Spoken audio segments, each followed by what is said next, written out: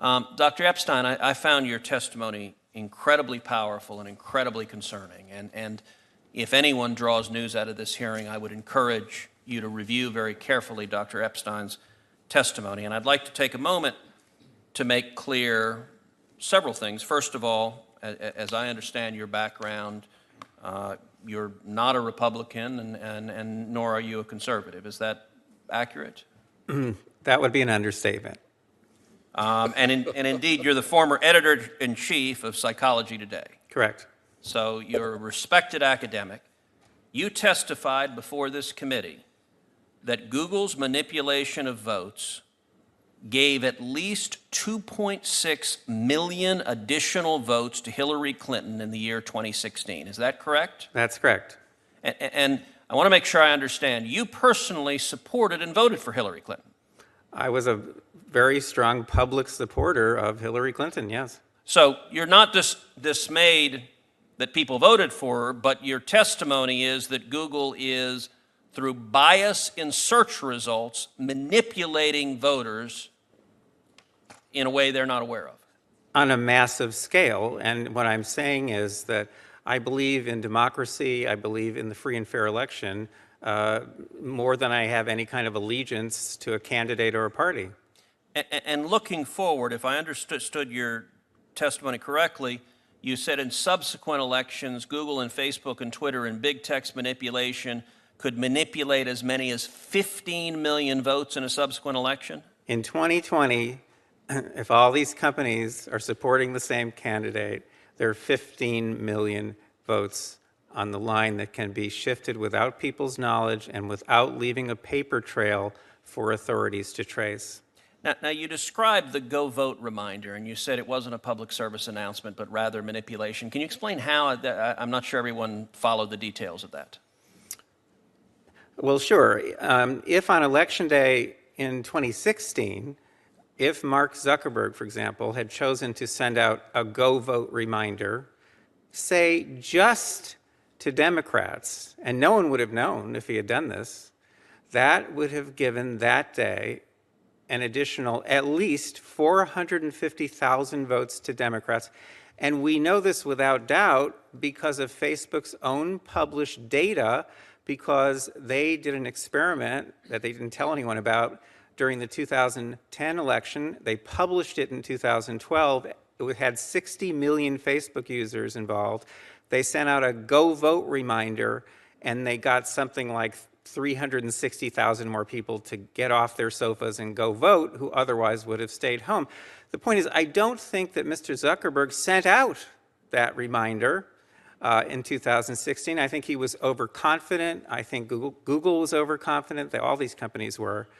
I don't think he sent that out. Without monitoring systems in place, we'll never know what these companies are doing. But the point is, in 2018, I'm sure they were more aggressive. We have lots of data to support that. And in 2020, you can bet that all of these companies are going to go all out.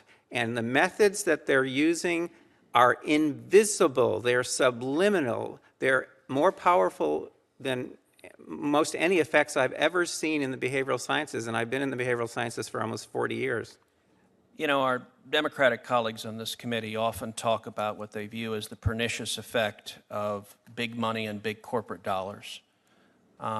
What you are testifying to is that a handful of Silicon Valley billionaires and giant corporations are able to spend millions of dollars, if not billions of dollars collectively, massively influencing the results of elections.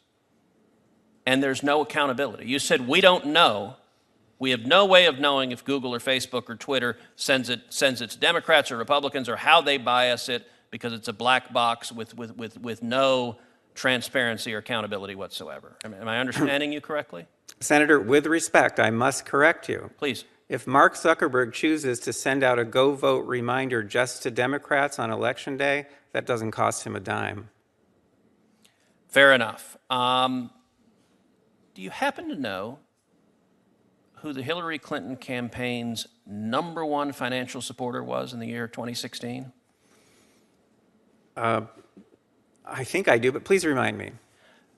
The number one financial supporter of the Hillary Clinton campaign in the 2016 election was the parent company of Google, Alphabet, Oh, yeah. who was our first witness. They were her number one financial donor, and your testimony is, through their deceptive search methods, they moved 2.6 million votes in her direction. I would think anybody, whether or not you favor one candidate or another, should be deeply dismayed about a handful of Silicon Valley billionaires having that much power over our elections to silently and deceptively shift vote outcomes. Again, with respect, I must correct you. The 2.6 million is a rock bottom minimum.